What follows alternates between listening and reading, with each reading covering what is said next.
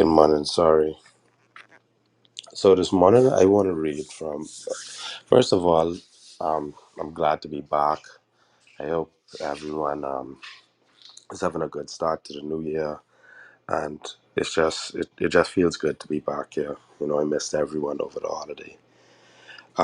So this morning I want to read two two small, very very small verses from one from the book of Genesis 6 and 8.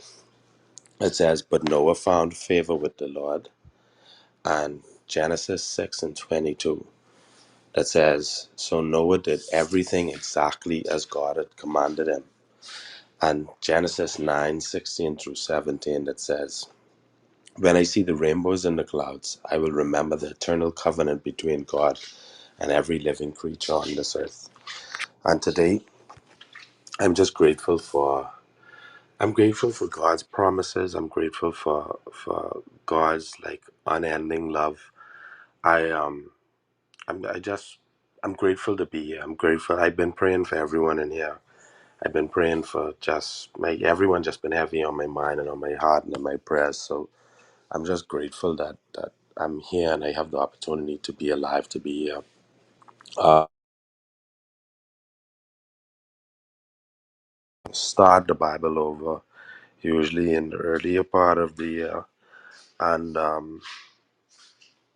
I got to the story and Noah, and it was funny. I was telling the vet the other day. I was like how every time I that's the book is truly the living word, because every time I read it, it's like I stumble on new things, and I get a new perspective of something that I have read in it. And in the particular book of Noah, the reason why I bookmarked these small little verses was because they stood out so powerful to me. you know when he said that Noah found favor with the Lord, like it tied right into the verse, what was like right a few words behind it. Noah found favor when he did exactly as God had commanded him. Like inside this particular story, he didn't say that, Noah did it halfway, or Noah just, he attempted to do it or nothing.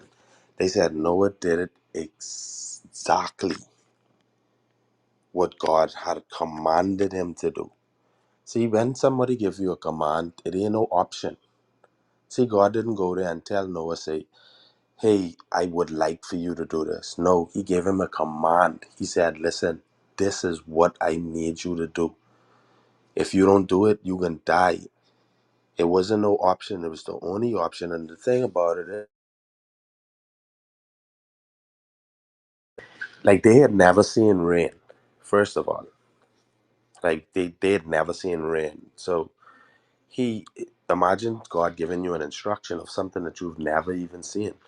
So, like, it's just so many good, like, stories and analogies and understandings that you could get from this, of how, God is do the impossible, and how he does it to bring good to us.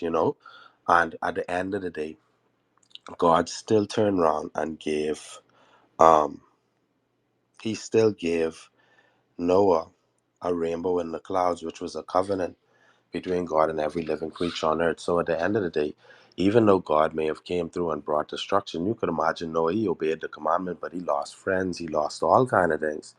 But at the end of it, God came back to him, and God left him with a reminder that, listen, I came here and I did this for good, and I did this for the good of you.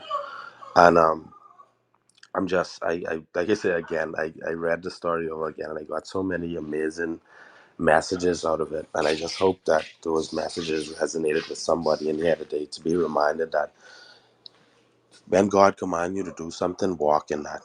Number one. And number two, God always can keep his promises, and he always will unfail us, and he is the God that does the impossible.